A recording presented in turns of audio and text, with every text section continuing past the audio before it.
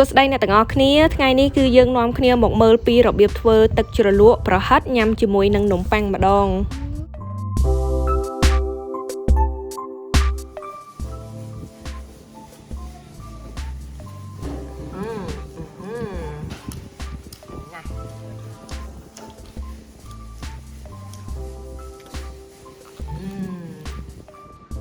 វ៉ាវចេះញ៉ាំបន្លែទៀត Good អត់ចូលចិត្តទេចូលចិត្ត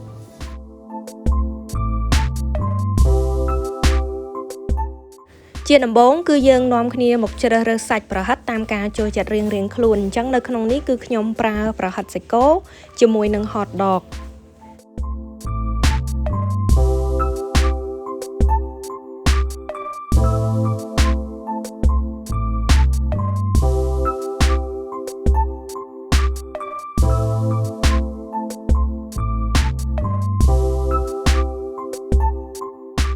នៅពេលដែលយើងយកប្រហិតទៅលាងសម្អាតរួចហើយគឺយើងត្រូវយកវាមកកាត់ជាដុំតូចៗអញ្ចឹងចំពោះ hot dog វិញយើងអាចកាត់1ជា3អីក៏បានដែរដោយសារយើងត្រូវយកវាទៅដាក់នៅក្នុងនំប៉័ងហើយចំពោះប្រហិតសាច់គោវិញបើសិនជាប្រហិតយើងដុំធំៗយើងអាចកាត់ជា4ក៏បានដែរ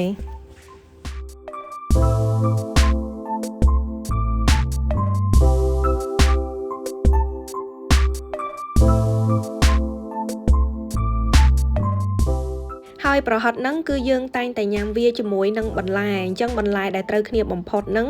គឺជីមហាវឬមួយក៏យើងហៅថាជីពងទាកូន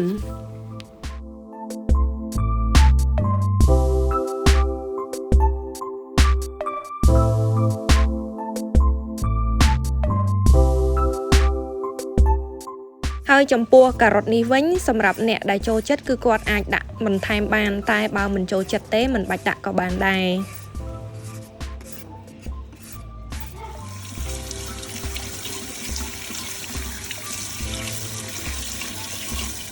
រួចហើយគឺយើងត្រូវយកការ៉ុតនេះមកឈូសក៏បានឬមួយក៏បងប្អូនអាចយកវាទៅហាន់ជាបន្ទះស្ដើងៗក៏បានដូចគ្នា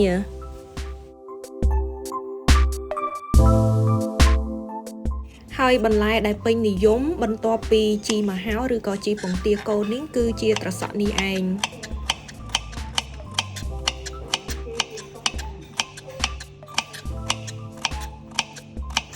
នៅពេលដែលយើងរៀបចំបន្លែរួចរាល់ហើយគឺអ្នកទាំងអស់គ្នាកុំភ្លេចយកទឹកកកមកដាក់ពីលើផងព្រោះអីវានឹងធ្វើឲ្យបន្លែផុនយើងត្រជាក់ហើយស្រួយល្អចាឥឡូវនេះបន្លែផុនយើងរៀបចំរួចរាល់ហើយអញ្ចឹងយើងនាំគ្នាមកមើលពីរបៀបធ្វើទឹកជ្រលក់ប្រហិតម្ដងចំពោះការធ្វើទឹកជ្រលក់នេះគឺខ្ញុំធ្វើសម្រាប់ប្រហិតជាមួយនឹង hot dog ចំនួន500ក្រាមអញ្ចឹងខ្ញុំប្រើទឹកសៀងចំនួន6ស្លាបព្រាបាយទឹកប្រេងខ្យង1ស្លាបព្រាបាយ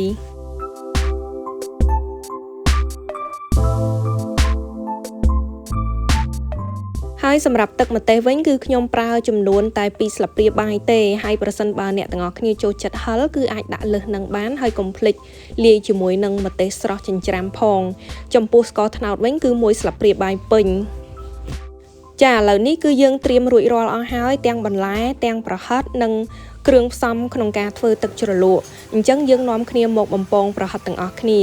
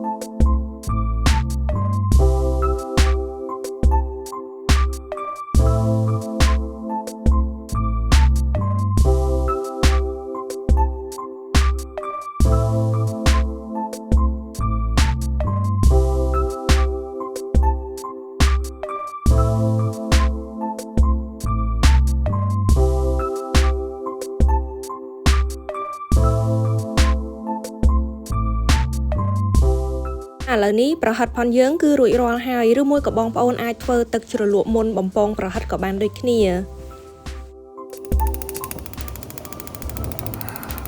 ជាដំបូងគឺយើងត្រូវបើកភ្លើងរួចហើយយើងចាក់ប្រេងឆាបន្តិចចូលទៅក្នុងខ្ទះ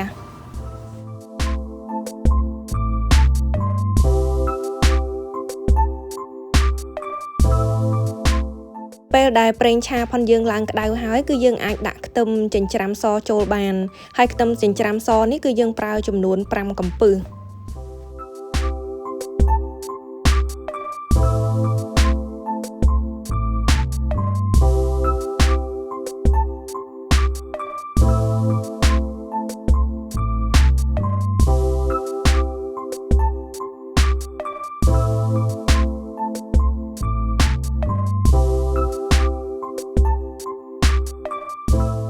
ចាឥឡូវនេះគឺខ្ទឹមសផនយើងឡើងក្រហមហើយអញ្ចឹងយើងអាចដាក់ស្ករត្នោតចូលទៅបានហើយអញ្ចឹងយើងត្រូវឆាស្ករត្នោតហ្នឹងជាមួយនឹងខ្លាញ់ហ្នឹងរហូតដល់វាឡើងជើងក្រង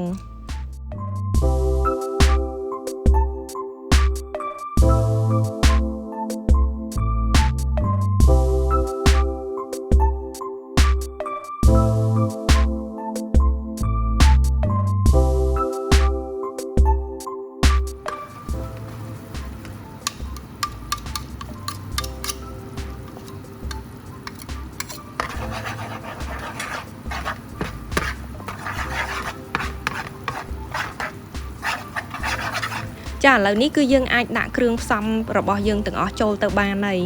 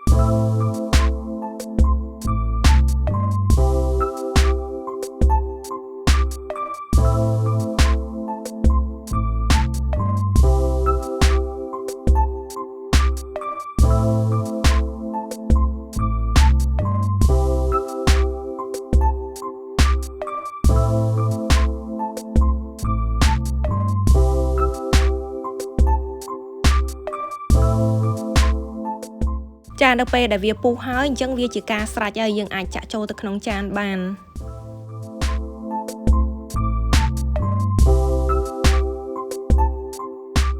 រួចហើយគឺយើងអាចកាត់នំប៉័ងជាកង់ៗរួចយកវាទៅអាំងនៅលើភ្លើង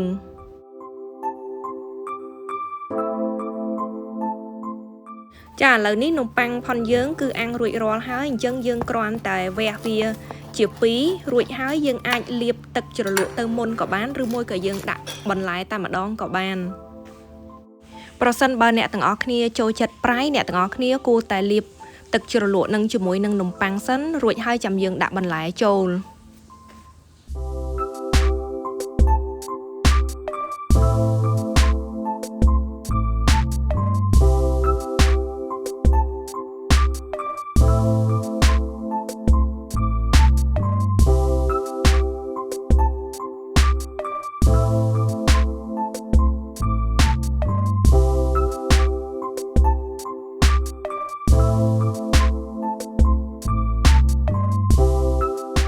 នៅពេលដែលយើងរៀបចំបន្លែជាមួយនឹងប្រហិតរួចរាល់ហើយគឺយើងត្រូវយកទឹកស្រូបដែលយើងធ្វើអំបាញ់មិញហ្នឹងមកស្រូបពីលើ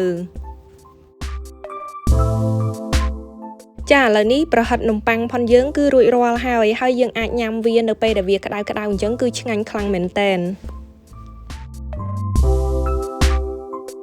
សូមអរគុណចំពោះការមើលវីដេអូមួយនេះប្រសិនបើអ្នកទាំងអស់គ្នាមានយោបល់អ្វីគឺអាច comment នៅខាងក្រោមវីដេអូនេះបានហើយកុំភ្លេចជួយ like share និង subscribe ផងអរគុណច្រើន